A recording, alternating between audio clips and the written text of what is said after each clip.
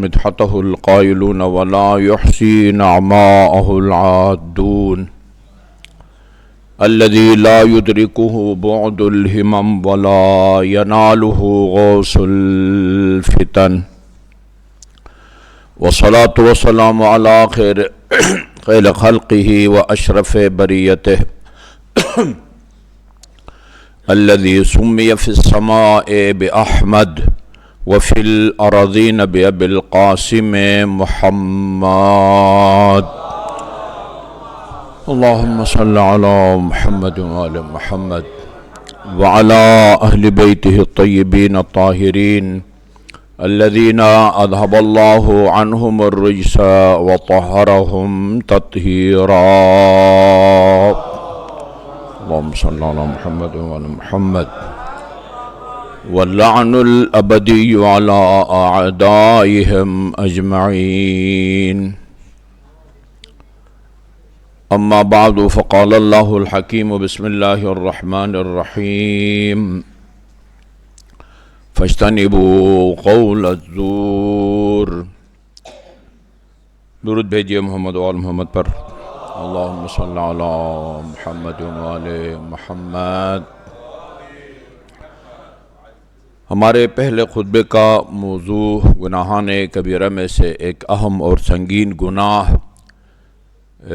جھوٹ تھا، اور جس کے گناہ کبیرہ ہونے میں کوئی شک نہیں ہے۔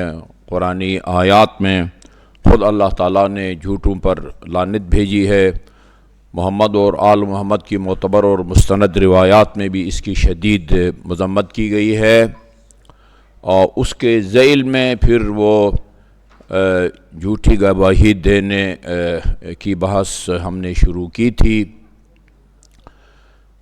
اس سلسلے میں چند ایک روایات میں نے آپ کی خدمت میں عرض کی تھی۔ امام موسیٰ کاظم علیہ السلام کا فرمان ہے ان سئلت عن شہادت فأدھا۔ دیکھیے یہ باریک نکتہ بھی ذہن میں رکھنا چاہیے کہ بعض اوقات کوئی معاملہ انجام پاتا ہے، کوئی کسی کو اپنی جائیداد میں سے کچھ حصہ اپنی زندگی میں اولاد میں سے یا کسی کو دینا چاہتا ہے، ہبہ کہتے ہیں جسے، اور یہ بھی آپ کو معلوم ہونا چاہیے کہ اگر انسان کسی کو کوئی چیز بطور ہبہ دے دے، تحفہ یا گفٹ کے طور پر، جس کو دے رہے ہیں وہ اگر ارحام میں سے ہے، باپ نے بیٹے کو دیا ہے، بیٹے نے باپ کو دیا ہے، بھائی نے بھائی کو دیا ہے، بہن نے بہن کو دیا ہے، یا بھائی کو بھائی نے دیا ہے، ارحام، تو وہ دینے کے بعد گفٹ کے طور پر، ہدیے کے طور پر دینے کے بعد واپسی کا مطالبہ نہیں کر سکتے۔ یہ ہبہ کے احکام میں ہے۔ اسی طرح وہ ارحام میں سے نہ ہو، کوئی اجنبی آدمی ہو، اس کو آپ نے ایک چیز دی ہے، اس نے آگے اس کو فروخت کر دیا ہے، یہاں بھی آپ واپسی کا مطالبہ نہیں کر سکتے۔ یا مثلا ایک چیز دی ہے، اس میں وہ جو ہے نا وہ تبدیلی آ گئی ہے۔ مثال کے طور پر آپ نے کسی کو سوٹ کا کپڑا دیا تھا بڑا قیمتی قسم کا، اور وہ اس نے اس کا سوٹ سلا لیا ہے، آپ واپسی کا مطالبہ نہیں کر سکتے۔ اور اگر اسی طرح وہ سوٹ 6 میٹر 7 میٹر اگر باقی ہے، پھر آپ واپسی کا مطالبہ کر سکتے ہیں۔ باپ اپنے بیٹے کو، اپنی اولاد میں سے کسی کو بھی مرنے سے پہلے فل مالک ظاہر ہے والد ہوتا ہے، اولاد اس کی مالک نہیں ہوتی ہے۔ الناس مسلطون علی اموالہم، وہ اپنے مال کا مالک ہے، جس کو مرضی دے دے۔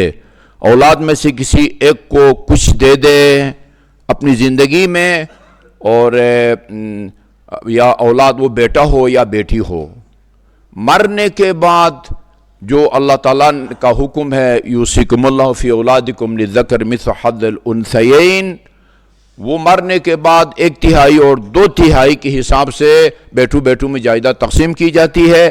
اپنی زندگی میں جس کو جتنا مرضی دے دے، وہ اولاد میں سے ہو یا کوئی دوست ہو، غریب ہو، اچھا بھائی میں اپنے جو ہے نا وہ اتنے 100 مربع زمین میں سے 10 مرلہ یا مثلا یہ فلان غریب کو میں بطور ہبہ وہ دے رہا ہوں، اور وہ کسی کو بلاتا ہے کہ آپ گواہ رہیں کہ میں اپنی زمین میں سے اتنے کنال یا اتنے مربع فلان بیٹے کو یا فلان غریب کو دے رہا ہوں، اور آپ جا کے گواہ بنتے ہیں، 2 بندے گواہ بنتے ہیں، یعنی کسی کے درخواست پر کہ یہ ہمارا ایک معاملہ انجام پا رہا ہے، آپ آ کے ہمارے گواہ بنیں، اس کا حکم۔ اور اس صورت کا حکم جہاں پر آپ کو بلایا نہیں گیا ہے گواہ بننے کے لیے، کسی محفل میں بیٹھے ہوئے تھے، وہاں 2 بندوں میں کوئی معاملہ طے پایا ہے، کوئی لین دین، کسی نے آپ سے ریکویسٹ نہیں کی، کسی نے آپ سے مطالبہ نہیں کیا، آئیں براہ مہربانی آپ گواہ بنیں، اتفاقاً آپ بیٹھے ہوئے تھے، ادھر ایک معاملہ انجام پایا یا کسی نے کسی پر ظلم کیا اور آپ گواہ خود بخود بن گئے، یا گزر رہے تھے اور آپ نے دیکھا کہ ایک واقعہ پیش آ گیا ہے، بعد میں آپ سے کہا جا رہا ہے کہ آپ کی موجودگی میں یہ معاملہ انجام پایا تھا، آپ اس کے گواہ ہیں، آپ آ کے گواہی دے دیں۔ ان دونوں کا حکم مختلف ہے۔ اگر تو آپ کو بلایا گیا ہے اور آپ گواہ بنے ہیں تو موقع پر جب عدالت میں کیس چلے اور مدعی کی طرف سے بطور گواہ پیش ہونے کے لیے کہا جائے تو آپ جو ہے نا وہ انکار نہیں کر سکتے۔ البتہ کچھ استثنائی سپیشل کیس ہیں جہاں پر معذرت کی جا سکتی، شریعت نے بھی اجازت دے دی ہے، اس کے علاوہ آپ انکار نہیں کر سکتے، جا کے گواہی دینے کے پابند ہیں۔ اور اگر آپ کو بلایا نہیں گیا ہے، کسی محفل میں بیٹھے ہوئے تھے اور وہاں بیٹھے بیٹھے 2 بندوں میں ایک معاملہ انجام پاتا ہے، موبائل فروخت کرتے ہیں، گاڑی کا معاملہ ہوتا ہے، آپ خود بخود گواہ بن گئے ہیں، کسی نے بلا کے آپ کو گواہ نہیں بنایا، ایسی صورت میں امام محمد باقر علیہ السلام کا وہ فرمان ہے کہ اگر ایسی صورت میں آپ گواہ بنے ہیں تو آپ کو اختیار ہے، آپ کو بلایا جاتا ہے کہ آپ کی گواہی دیں، آپ کی مرضی ہے، چاہے تو جا کے گواہی دیں، چاہے تو آپ گواہی نہ دیں۔ اگر بلا کے آپ کو گواہ بنایا گیا ہے تو پھر آپ پابند ہیں کہ جا کے گواہی دیں۔ آپ کو بلایا نہیں گیا، ایسی بیٹھے ہوئے تھے یا گزر رہے تھے اور ایک واقعہ پیش آیا ہے یا ایک معاملہ یا لین دین، یہاں آپ گواہی دینے کے پابند نہیں ہیں، چاہے تو گواہی دیں چاہے گواہی نہ دیں، یہ آپ کو ذہن میں ہونا چاہیے۔ فرمایا امام موسیٰ کاظم علیہ السلام نے ان سئلت عن الشہادت فدھا، اگر آپ سے سوال کیا جاتا ہے کہ آپ آ کے گواہی دیں فدھا، اور جا کے آپ گواہی دیں، فإن اللہ، چونکہ اللہ تعالیٰ نے فرمایا ہے ان اللہ یأمرکم ان تؤدوا الامانات الی اہلہا، ایک تو امانت کا دائرہ وسیع ہے، ایک مرتبہ ایک آدمی آپ کے پاس اپنا موبائل رکھتا ہے یا کوئی اور قیمتی چیز رکھتا ہے، یہ امانت ہے، امانت میں خیانت جائز نہیں ہے، وہ بھی امانت ہے۔ سورہ مومنون جو کہ 18ویں سپارے کے آغاز سے شروع ہوتا ہے، قد افلح المومنین، ہماری روایات کے مطابق امیر المومنین نے خانہ کعبہ میں ولادت کے بعد ان آیات کی تلاوت کی، اس میں یہ آتا ہے والذین هم علی عہدہم و اماناتہم راعون، وہ لوگ روز قیامت کامیاب ہوں گے کہ جو اپنی امانات میں خیانت نہیں کرتے اور جس کسی سے کوئی وعدہ کیا ہو وعدہ خلافی بھی نہیں کرتے، وعدہ بھی پورا کرتے ہیں، امانت داری کا بھی مظاہرہ کرتے ہیں، امانت میں خیانت نہیں کرتے۔ ایک وہ امانت ہے، آپ سے کوئی مشورہ لیتا ہے، فلان آدمی اپنے بیٹے کے لیے میری بیٹی کا رشتہ مانگ رہا ہے اور آپ اس کو جانتے ہیں، خاندان کو جانتے ہیں، باپ کو جانتے ہیں، اس لڑکے کو جانتے ہیں، وہ آپ کا کلاس فیل ہو رہا ہے، آپ کا ہمسایہ ہے، آپ کیا مشورہ دیتے ہیں؟ بیٹی کا رشتہ دوں یا نہ دوں؟ وہ مقامات جہاں کسی کی غیبت کرنا جائز ہے نا، جسمانی عیب یا اخلاقی عیب کو بیان کرنا جائز ہے، جو یقیناً غیبت ہے وہ یہ ہے۔ اگر آپ کو پتہ ہے کہ وہ لڑکا جو ہے اخلاقی طور پر ٹھیک نہیں ہے، وہ نشہ کرتا ہے ڈگری جو ہے اس کی جو ہے نا ایسی وہ ایم اے کا دعویٰ کیا ہوا ہے، وہ انٹر بھی نہیں ہے. ہاں تو آپ کو حق پہنچتا ہے کہ کہیں کہ نہیں بھائی میرا تو مشورہ یہ ہے کہ نہ دو، اس میں یہ کمزوری ہے. یہاں بھی کہا گیا ہے یہ معاملہ اتنا حساس ہے، اگر آپ اس کی کمزوری کی نشاندہی نہ بھی کریں نا، ڈگلی فلان ہے، نشہ کرتا ہے، اتنا بھی اگر آپ کہیں نا میں یہ رشتہ مناسب نہیں سمجھتا، وہ معاملہ چونکہ اتنا آسان ہوتا ہے جو ہے نا یہ غیبت بھی نہیں ہوگی، اور جو ہے نا جیسے کہتے ہیں وہ سانپ بھی مر جائے اور لاٹھی بھی نہ ٹوٹے، وہ بندہ اپنی بیٹی کا رشتہ کبھی نہیں دے گا. اگر آپ پر اعتبار کر کے آپ سے مشورہ لیا ہے اور آپ یہ کہتے ہیں کہ میرے خیال میں یہ رشتہ مناسب نہیں ہے، وہ نہیں دے گا، غیبت بھی نہیں ہوگی اور آپ کا مقصد بھی وہ پورا ہو جائے گا. وہاں کہا جاتا ہے المستشار امین، جس سے آپ مشورہ لیتے ہیں نا وہ امین ہے، وہ امین. جس طرح آپ کے پاس کوئی قیمتی موبائل رکھے امانت، اس میں خیانت نہیں کر سکتے، اسی طرح اگر آپ سے کوئی مشورہ لیتا ہے صحیح مشورہ دینا بھی امانت داری کا تقاضا ہے. ٹھیک ہے، کسی کو تاریکی میں نہ رکھیں، جو حقیقت حال آپ کو معلوم ہے آپ ان کو بتا دیں. امانت یہ بھی امانت ہے. اگر کوئی معاملہ انجام پایا ہے اور اس میں آپ کو گواہ بنایا گیا ہے یا آپ خود اتفاق سے گواہ بن گئے ہیں، یہ ایک امانت ہے، اور اس امانت میں خیانت نہ کرنے کا تقاضا یہ ہے کہ جب آپ کو گواہی دینے کے لیے بلایا جا رہا ہے تو آپ جا کے اس گواہی کو مت چھپائیں اور جا کے گواہی دیں. فرمایا کہ ان تعدوا الامانات، یا امانت کو مالک تک پہنچانے کا اللہ تعالیٰ نے حکم دیا ہے. اور یہ بھی فرمایا ہے وَمَنْ أَظْلَمُ مِمَّنْ كَتَبَ شَهَادَةً عِنْدَهُ مِنَ اللَّهِ، اور اس سے بڑا ظالم اور کون ہو سکتا ہے جو گواہی کو چھپائے. یہ خدا نے قرآن میں فرمایا ہے کہ گواہی چھپانا سب سے بڑا ظلم ہے، بلکہ یہ کہا کہ اس سے بڑا ظالم اور کون ہو سکتا ہے جو گواہی کو جو ہے نا وہ چھپائے. یہ امام موسیٰ کاظم علیہ السلام کی روایت ہے، اور وسائل شیعہ کی جلد نمبر 18 اور صفحہ نمبر 228 پر یہ روایت ہے. اچھا، اگلا سوال یہ پیدا ہوتا ہے کہ اگر آپ کو کسی معاملہ کے لیے گواہ بننے کی دعوت دی جاتی ہے یا درخواست کی جاتی ہے تو کیا آپ پابند ہیں کہ جا کے گواہی دیں، گواہ بنیں، یا یہ ہے کہ بھائی مجھے کیا پڑی ہے، جیسے کہتے ہیں کیوں پنگا لوں بھائی، کل کو جو ہے نا وہ جو ہے نا مجھے عدالتوں میں گھسیٹا جائے گا، کیا ہو بھائی آپ گواہ تھے، آپ کے گواہی دیں. اس کو کہتے ہیں تحمل الشہادہ.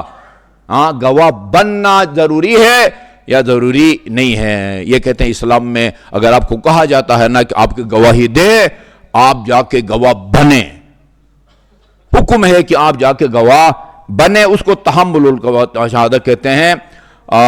چنانچہ قرآن کی آیت کو آیت اللہ دستغیب نے اس مسئلے کی دلیل کے طور پر پیش کیا ہے. اللہ تعالیٰ فرماتا ہے وَاسْتَشْهَدُوا شَهِيدَيْنِ مِن رِجَالِكُمْ.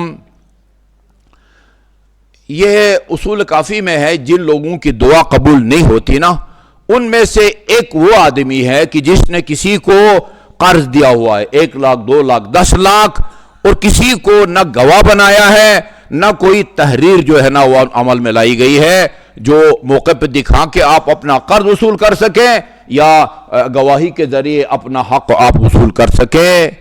آپ نے کسی کو گواہ نہیں بنایا، بعد میں جب آپ مطالبہ کرتے ہیں ادائیگی کی تاریخ آنے پر وہ اگلا مکر جاتا ہے، آپ اس کے خلاف بد دعا کریں، خدا آپ کی یہ دعا قبول نہیں کرتا.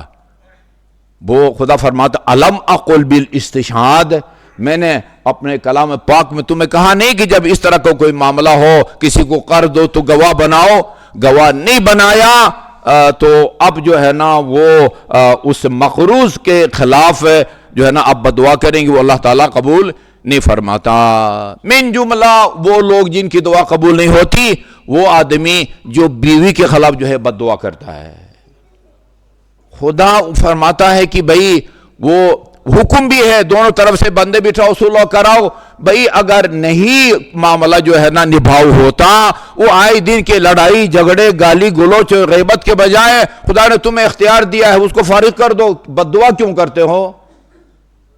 اب اس کا یہ مطلب نہیں ذرا سی بات پر بندہ جو ہے وہ فارغ کر دے اس کو، نہیں ہوتا کیا تم نے میں نے تو اس کا اختیار تمہارے ہاتھ میں دے دیا, بد دعا مت دو, ٹھیک ہے نا.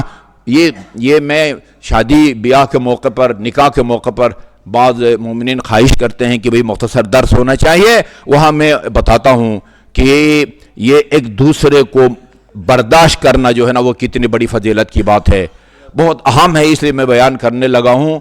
وہ کہتے ہیں ایک عالم دین جو ہیں ان کی بیوی بہت بد اخلاق کی, بہت سناتی تھی اپنے عالم دین.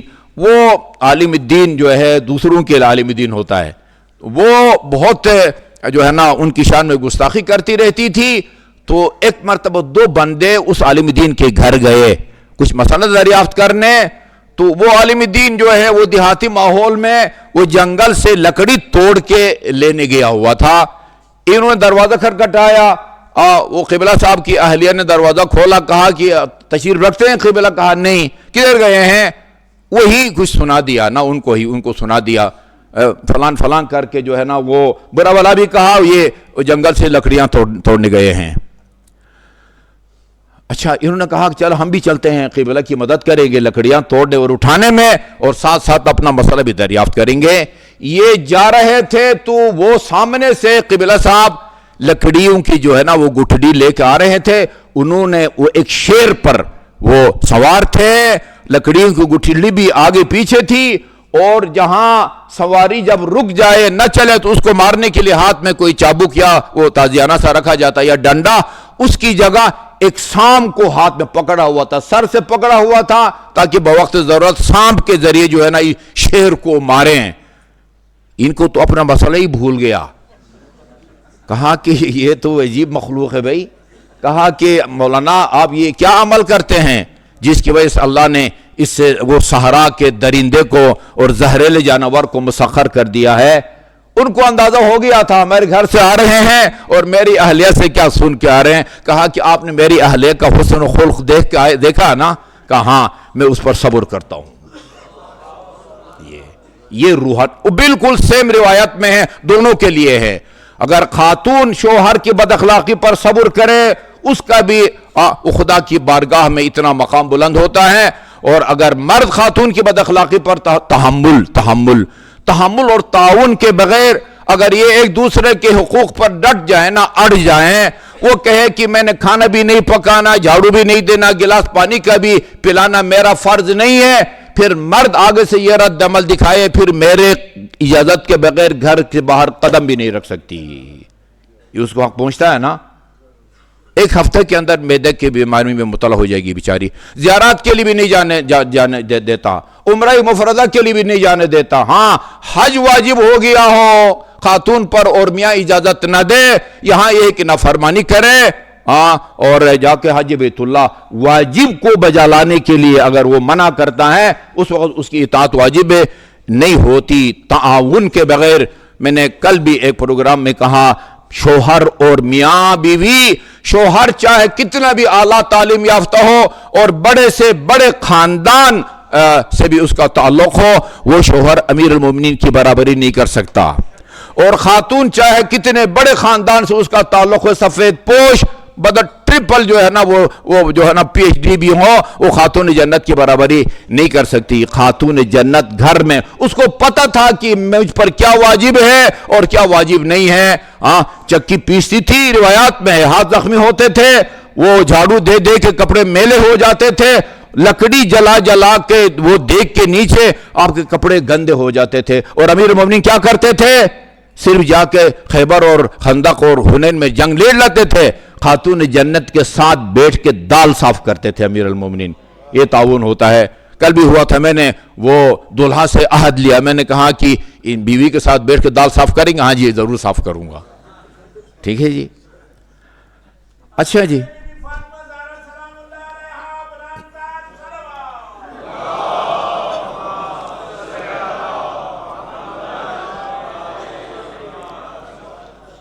اچھا جی, وَسَجْدُ الشَّهِيدَيْنِ مِن رِجَالِكُمْ, اور وہی جن کی دعا قبول نہیں ہوتی ہے. ایک وہ آدمی جس کی دعا قبول نہیں ہوتی, کوئی محنت نہیں کرتا, الحمدللہ وہ کوئی پڑھا لکھا بھی ہے, تھوڑی سی محنت کرے گا تو کوئی جاب مل بھی شاید جائے, لیکن وہ رزق کی تلاش میں نہیں جاتا اور بیٹھے بیٹھے وہ صرف جو دعاؤں کا سہارا لے. اکثر جو ہے نا وہ ایسی ان کے جو ہے نا ان کے چکر میں ہوتے ہیں کہ جو ہے نا وہ بیٹھے بیٹھے جو ہے نا جیسے کہتے ہیں خدا چھپٹ پھاڑ کے جو ہے نا وہ رزق روزی دے, اللہم ارزقنی اللہم ارزقنی اللہم ارزقنی, محنت نہیں کرتا. ایسا آدمی اگر دعا کرے رزق روزی میں وسعت کی, اللہ تعالیٰ فرماتا ہے کہ نہیں میں تیری دعا قبول نہیں کرتا, میں نے تمہیں محنت کا حکم نہیں دیا تھا, اس کی دعا قبول نہیں ہوتی. وہ آدمی جو اسراف اور فضول خرچی کے نتیجے میں تنگ دستی کا شکار ہو گیا ہے, فضول خرچی اور اسراف کی وجہ سے وہ تنگ دستی کا شکار ہو گیا ہے, اللہ تعالیٰ اس کی دعا بھی قبول نہیں فرماتا. الم اامرک بالاقتصاد, میں نے تمہیں میانہ روی اور کفایت شعاری کا حکم نہیں دیا تھا جی. تو واستشہدوا, گواہ بنانی چاہیے, جب کوئی معاملہ انجام دو گواہ بناؤ.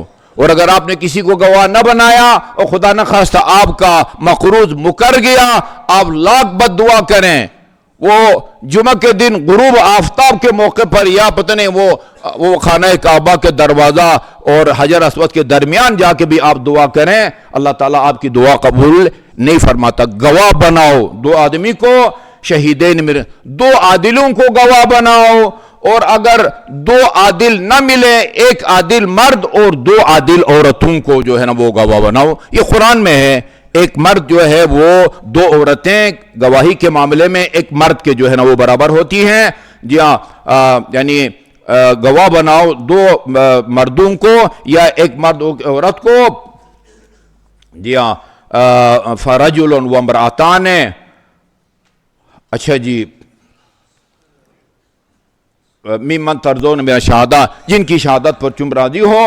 اچھا, یہاں یہ بات ہو رہی تھی کہ اگر کسی سے درخواست کی جاتی ہے کہ آئیں آپ گواہ بنے. دیکھیں, اگر اللہ تعالیٰ یہ حکم دیتا ہے کہ اب کوئی معاملہ انجام دو تو دو عادل مرد یا ایک عادل مرد اور دو عورتوں کو گواہ بناؤ. جب گواہ بنانے کا حکم دیتا ہے اس کا مطلب یہ ان کے لیے بھی گواہ بننا وہ بھی ضروری ہے. آگے آ رہا ہے وَلَا يَأْبَ الشُّهَدَاءُ إِذَا دُعُوا, اور جب کسی کو گواہ بننے کے لیے بلایا جائے وہ انکار نہ کرے, بھئی میں معاملات میں نہیں پڑھتا. نہیں, گواہ بنانے کا بھی حکم ہے آیے کریمہ میں اور گواہ بننے کا بھی حکم ہے, اس کو تحمل جو ہے نا وہ کہا جاتا ہے. جی ہاں.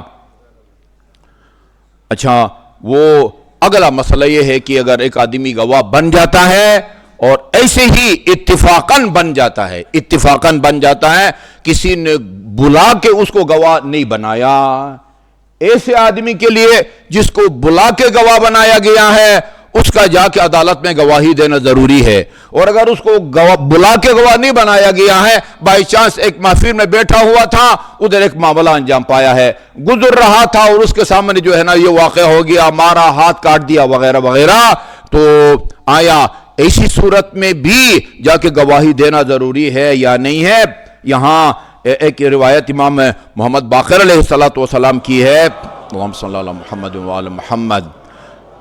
متن آپ کے فرمان کا یہ ہے لو شہید بدون الاستشہاد, استشہاد گواہ بنانا, اگر گواہ بنائے جانے کے بغیر گواہ بنے, اس کو بلا کے کسی نے گواہ نہیں بنایا لیکن اتفاقاً ایک محفل میں بیٹھا ہوا تھا اور اس محفل میں ایک معاملہ یا لین دین انجام پایا ہے, یہ بائی چانس یا کہیں کہ زبردستی جو ہے وہ گواہ بن گیا ہے, وہ آنکھیں تو بند نہیں کر سکتا تھا, نہ کان بن سکتا تھا, ایک معاملہ کو اپنے آنکھوں سے دیکھا ہے یا کچھ باتیں اس نے کانوں سے سنی ہیں. جی آپ, اور ایسی صورت میں فرمایا ہے کہ اگر گواہی نہ دینے کے نتیجے میں کسی کو نقصان ہوتا ہے, بہت بڑا نقصان ہوتا ہے, تو جا کے گواہی دے, اور اگر نہ ہو تو پھر جو ہے نا اس پر جا کے گواہی دینا واجب نہیں ہے. جی ہاں, یہاں گویا دو صورتیں بنتی ہیں کہ گواہی نہ دینے کے نتیجے میں اگر کسی کو بہت بڑا نقصان ہوتا ہے تو آپ وہ جا کے گواہی دے. یہ بھی امام محمد باقر کی ہے. اذا سمع الرجل الشہادۃ, آدمی کسی شہادت کو جو ہے نا وہ سنے اور ولم یشہد علیہا, اس کو بلا کے گواہ نہیں بنایا گیا ہے، فَهُوَ بِالْخِيَارِ، اس کو اختیار حاصل ہے، ان شاء شہیدا، چاہے تو جا کے عدالت میں مدعی کی طرف سے جج کے سامنے، قاضی کے سامنے گواہی دے، وہ ان شاء سکتا، اور اگر چاہے تو وہ خاموشی اختیار کرے۔ لیکن دوسری روایت کو ملا کے فقہا نے یہ نتیجہ نکالا ہے کہ اگر آپ کی گواہی نہ دینے کے نتیجے میں کسی کی بہت بڑی غلط حق تلفی ہوتی ہے اور اس کے علاوہ اور اس کے حق کو ثابت کرنے کا کوئی ذریعہ نہیں ہے، تو پھر تو آپ گواہی دیں، ورنہ آپ کی جا کے گواہی دینا جو ہے وہ ضروری نہیں ہے۔ ایک اور مسئلہ جو اس ذیل میں بیان کیا گیا ہے، یہ امام علیہ السلام کا فرمان ہے، فَأَقِمِ الشَّهَادَةَ وَلَوْ عَلَى نَفْسِكَ أَوِ الْوَالِدَيْنِ فِي مَا بَيْنَكَ وَبَيْنَهُمْ۔ اچھا، گواہی دینے کے نتیجے میں آپ کو نقصان ہوتا ہے، آپ کے والدین یا اولاد کو نقصان ہوتا ہے، تو گواہی مت چھپاؤ۔ اگر گواہی دینے کے نتیجے میں کسی اور برادر مومن مسلمان موئی کا نقصان ہوتا ہے تو اس کو جو ہے نا نقصان پہنچانے سے بچاؤ، یعنی خود نقصان برداشت کرو، دوسرے برادر مومن کو نقصان نہ آپ پہنچنے دو۔ اور وہ داؤد بن حسین کہتے ہیں، میں نے امام جعفر صادق علیہ السلام کو فرماتے ہوئے وہ سنا ہے، یہ ایک صورت ہے کہ جہاں گواہی دینا ضروری نہیں ہے، اور وہ صورت میرے خیال میں زبانی بیان کر دیتا ہوں، متن لکھ کے تو لایا ہوں لیکن ہو سکتا ہے ٹائم نہ بچے۔ ایک تو قرآن میں ہے کہ اگر کسی نے کسی سے قرض لیا ہے اور وہ قرض کی ادائیگی اتارنے کی پوزیشن میں ہے تو بہانے بنانا یا ٹال مٹول کرنا یہ ظلم ہے۔ مطل الغنی ظلم، یہ معصوم کا فرمان ہے۔ مطل ٹال مٹول کو کہتے ہیں، غنی یعنی امیر آدمی جو قرض اتار سکتا ہے وہ ٹال مٹول کرے، یہ ظلم ہے۔ لیکن وہ قرض تو لیا ہے، اس کو امید تھی کہ مثلا 6 مہینے کے بعد، یہ سال کے بعد میں ادا کروں گا، لیکن غیر متوقع طور پر حالات اس کے خراب ہو گئے اور اب وہ ادا نہیں کر سکتا۔ قرآن کی صاف آیت ہے، فَإِن كَانَ ذُو عُسْرَةٍ فَنَظِرَةٌ إِلَى مَيْسَرَةٍ، آپ کا جو مقروض ہے وہ اگر تنگ دست ہے، فَنَظِرَةٌ إِلَى مَيْسَرَةٍ، اس کو اس وقت تک مہلت دو جب تک وہ ثروت مند نہیں بنتا یا قرض کی ادائیگی کے قابل نہیں بنتا۔ اگر آپ کو پتہ ہے کہ اگر میں نے جا کے اس سے قرض خواہ، دو چیزیں، قرض خواہ جس نے قرض دیا ہے اور ایک مقروض ہوتا ہے، ایک قرض خواہ ہوتا ہے، اگر میں نے، آپ کو پتہ ہے کہ وہ اگلا جو مقروض ہے وہ تنگ دست ہے، ابھی جو ہے وہ ادائیگی کی پوزیشن میں نہیں ہے، لیکن اگر اسی قرض خواہ، قرض دینے والے جو ہے نا کے حق میں نے گواہی دی تو وہ بھی تارا جو ادائیگی کی پوزیشن میں نہیں ہے وہ اس پر پریشان ڈالے گا اور تنگ کرے گا اس کو۔ ایسی صورت میں معصوم نے فرمایا ہے کہ وہ یہ گواہی نہ دے فی الحال، چونکہ اس کی گواہی سے یہ غلط فائدہ اٹھائے گا، قرآن آیات کی خلاف ورزی کرے گا اور اس پر تشدد کرے گا، اٹھا کے جیل میں ڈلوائے گا، پولیس سے جو ہے نا وہ پکڑوائے گا کہ بھئی یہ میرا قرض ادا نہیں کرتا، جبکہ وہ قرض کی ادائیگی کی پوزیشن میں نہیں ہے۔ ایسی صورت میں گواہی دے کہ اس بیچارے کو جو ہے مشکل میں نہ ڈالے۔ یہ امام جعفر صادق علیہ السلام کا ہے، یہ پورا جو ہے نا وہ متن کا خلاصہ یہ ہے۔ اللہ تعالیٰ ہم سب کو فقہ اہل بیت یہ ہمیں اندازہ ہوتا ہے سوشل میڈیا کے ذریعے، لائیو پروگراموں بالمشافہہ کہ دین فہمی کے معاملے میں اس کو زیادہ سنجیدگی سے نہیں لیا جاتا۔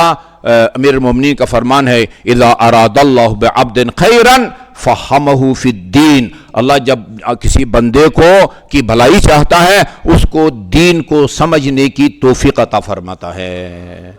اور خصوصاً ابھی یہ چونکہ بہت حساس معاملہ ہے، میں عرض کروں، کل ایک بندے کا فون آیا مجھے کہ بھائی مجھے ایک جو ہے نا وہ خاتون کا وہ نکاح پڑھنے کے بلایا گیا ہے، ابھی مجھے پتہ چلا ہے شادی ہال بک ہو گیا اور آرڈر بھی دے دیا وہ کھانے والے کو، اور اب وہاں موقع پر جا کے پتہ چلا کہ یہ خاتون کسی کے نکاح میں تھی اور انہوں نے لڑکی والوں نے عدالت سے جا کے طلاق لی ہے، اور جبکہ اس کے صیغے جاری نہیں ہوئے۔ آقا صاحب کیا کروں؟ میں نے کہا اٹھ جائیں وہاں سے۔ اچھا ان کے لیے بھی قیامت ہے بھائی، وہ دونوں جو ہے نا وہ تیاریاں کر کے آئے ہوئے ہیں، ہوٹل بھی بک ہے اور آرڈر بھی دیا گیا ہے، اتنے ڈش۔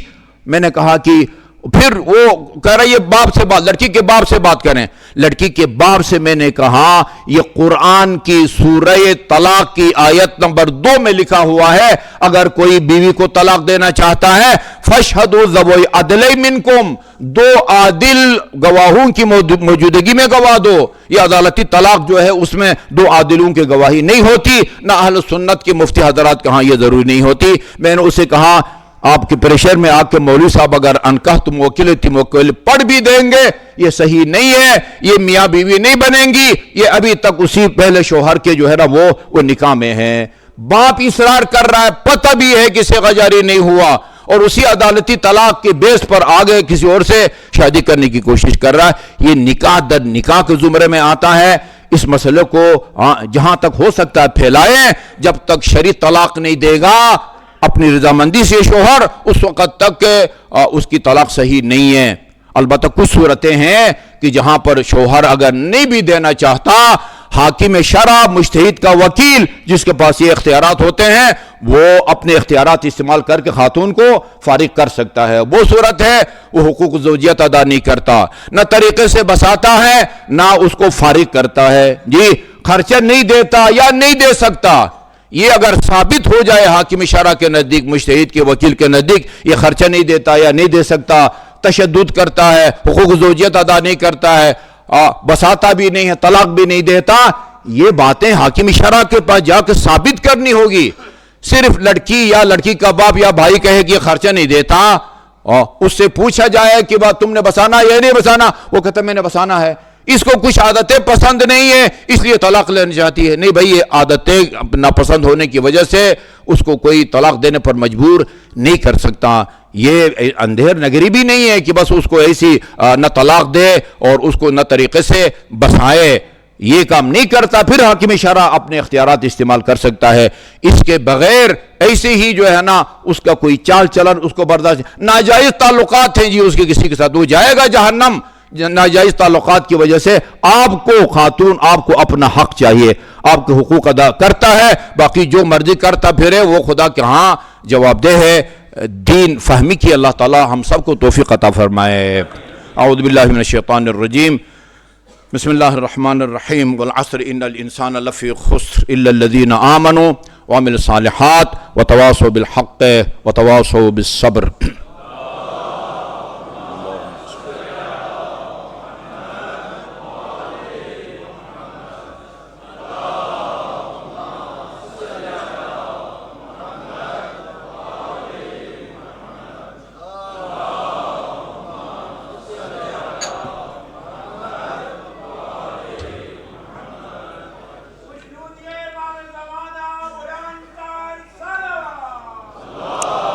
اللهم صل على محمد۔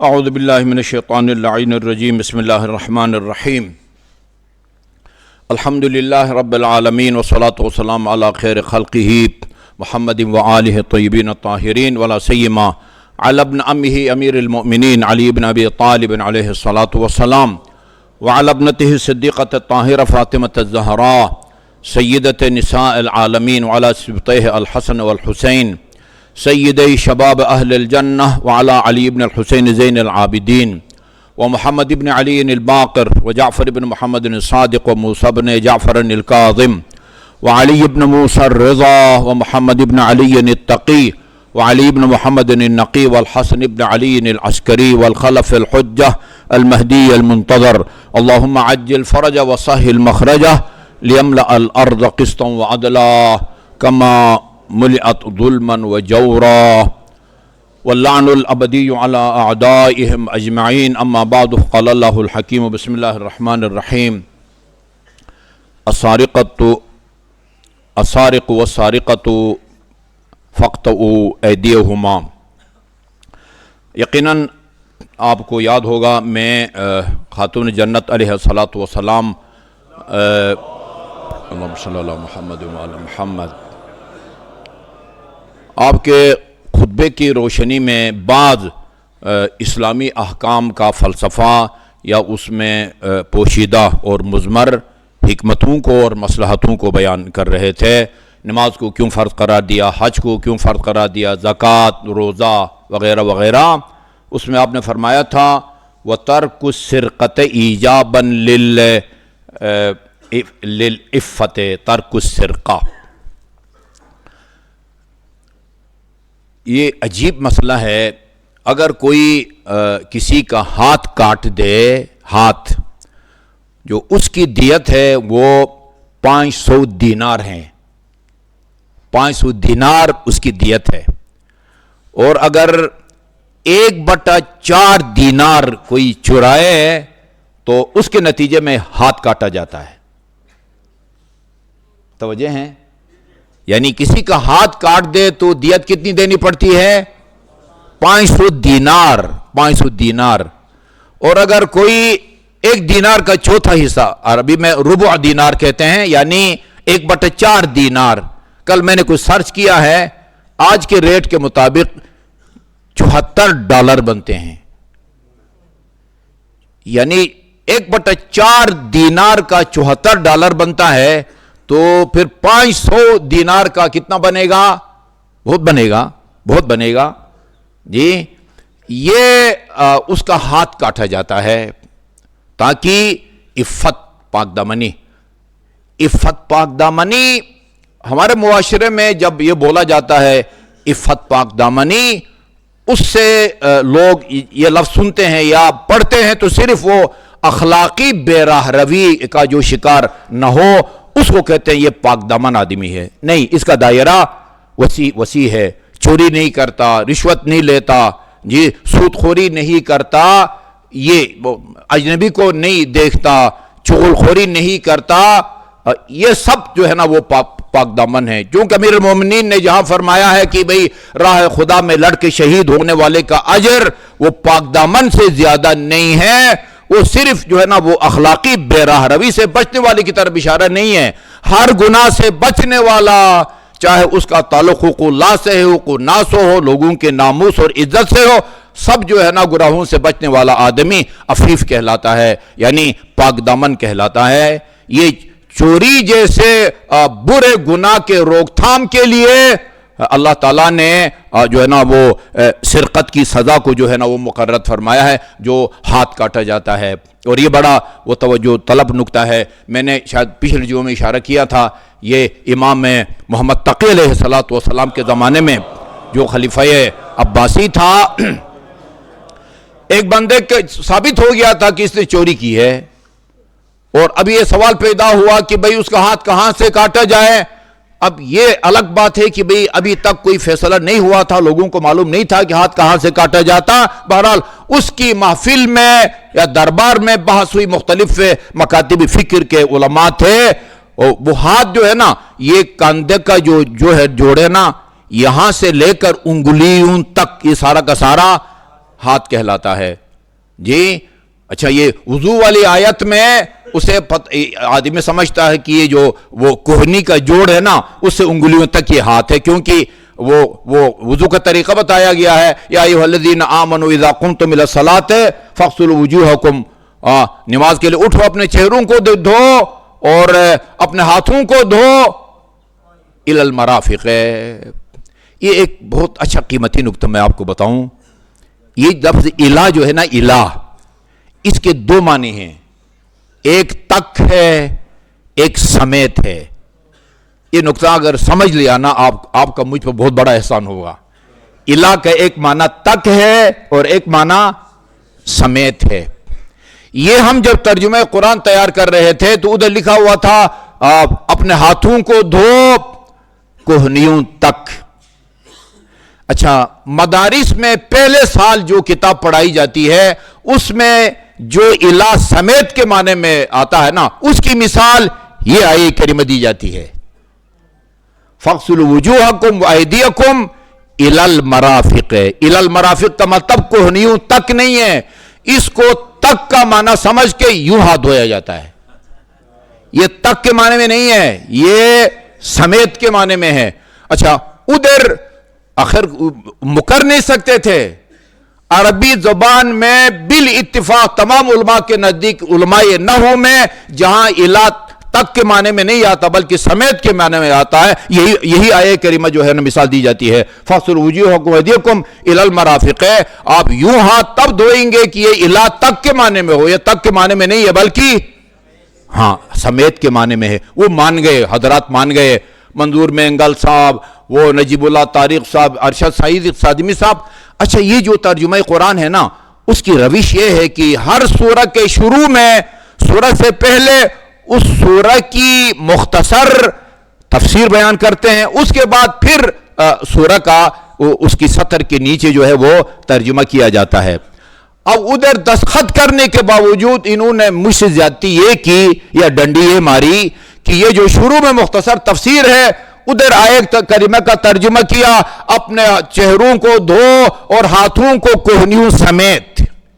آگے جب سوروں کی آیات کی ترجمہ کیا ہے, ادھر پھر وہی انگلیوں جو ہے وہ کوہنیوں تک. ادھر سے میں نے فون کیا, یار یہ کیا زیادتی کی آپ لوگوں نے میرے ساتھ. ایک ہی کتاب کے اندر کہیں تک لکھ رہے ہو اور کہیں سمیت لکھ رہے ہو, اس کو ٹھیک کرو. انہوں نے کہا اور بھی اس طرح کی چیزیں اگر ہے ان کو نوٹ کریں, ایک دفعہ پھر اسلام آباد میں ہماری میٹنگ ہوگی, اس میں انشاءاللہ جو ہے نا ہم اس کو وہ ٹھیک کریں گے. تو ابھی تک جو ہے نا وہ ٹھیک نہیں کیا ہے, اور بہت بری بات ہے نا کہ ایک ہی کتاب کے اندر کبھی آیت کریمہ کا ترجمہ کرتے ہو کوہنیوں تک جی, اور کبھی ترجمہ کرتے ہو کوہنیوں سمیت. تک سراسر غلط ہے, سمیت ہے.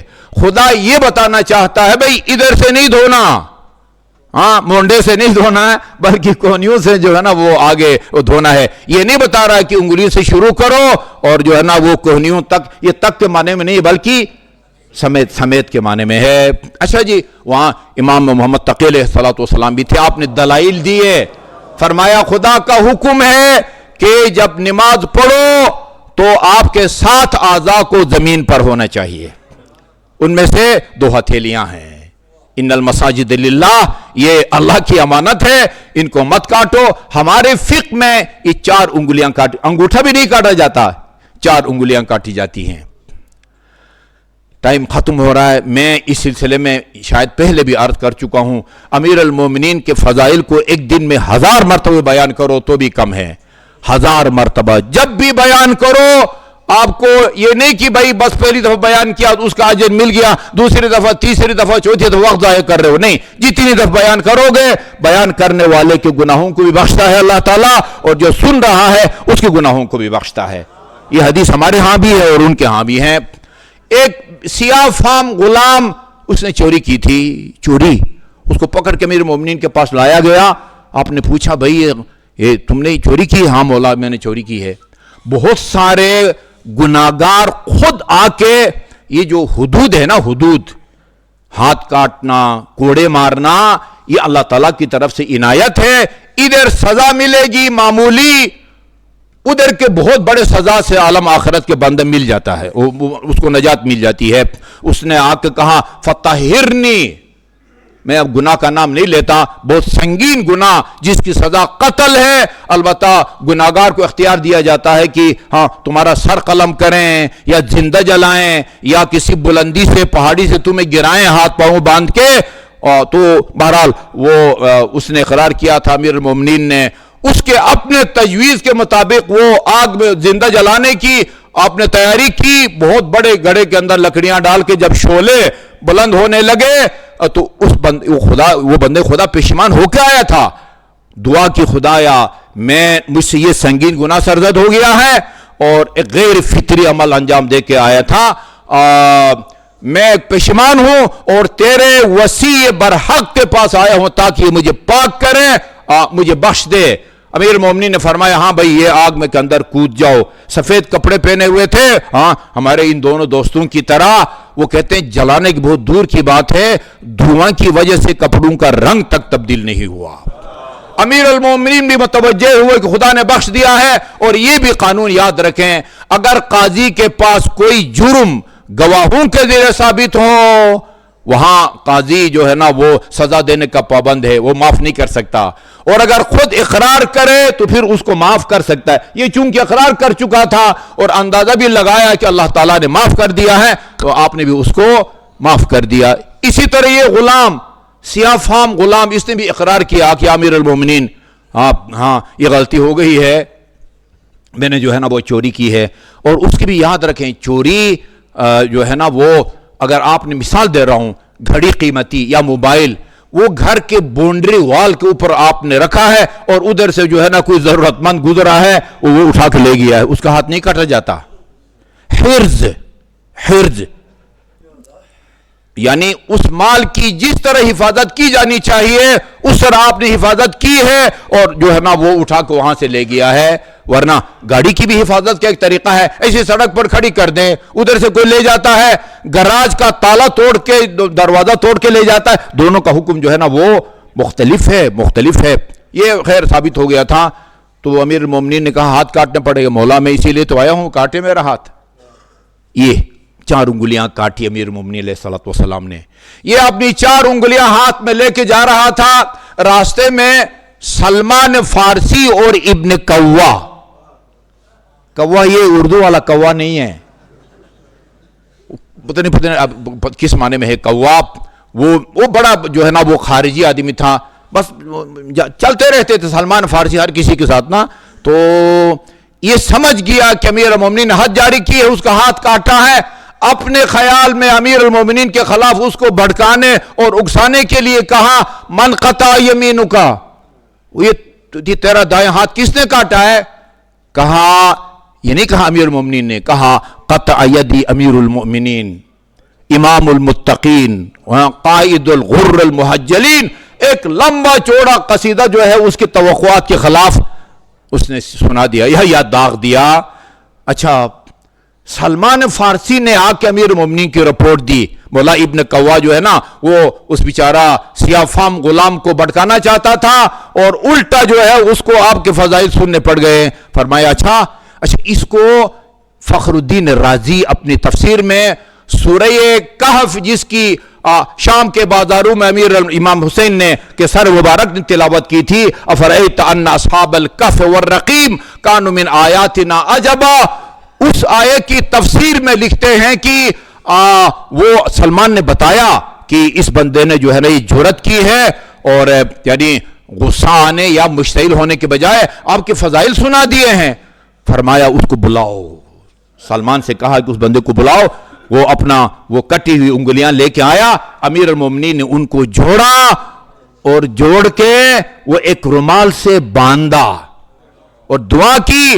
تھوڑی دیر کے بعد روایت میں ہے ہاتف کی آواز آئی، علی کپڑا اٹھا لو، ہاتھ اس کا ٹھیک ہو گیا ہے. ارفع.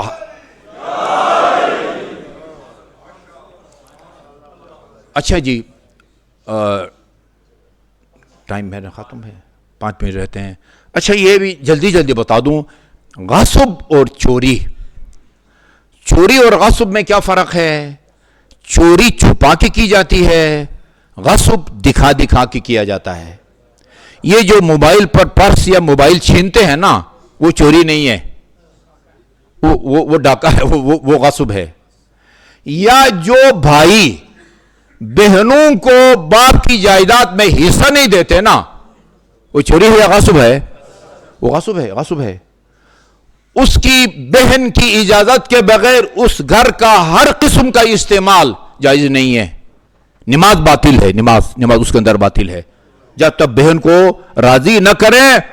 اب وہ خالص جو ہے نا وہ غصب ہو، یا اس مکان میں کسی کا حصہ ہے اور آپ نے اس کو دبایا ہوا ہے. میں نام نہیں لے رہا، اسی مسجد کے ایک ریگولر نمازی کی بہن میرے پاس آئی ہے کہ یہ جو ہے نا یہ بندے خدا میں مانگ رہا ہوں حصہ اور یہ مجھے نہیں دیتا.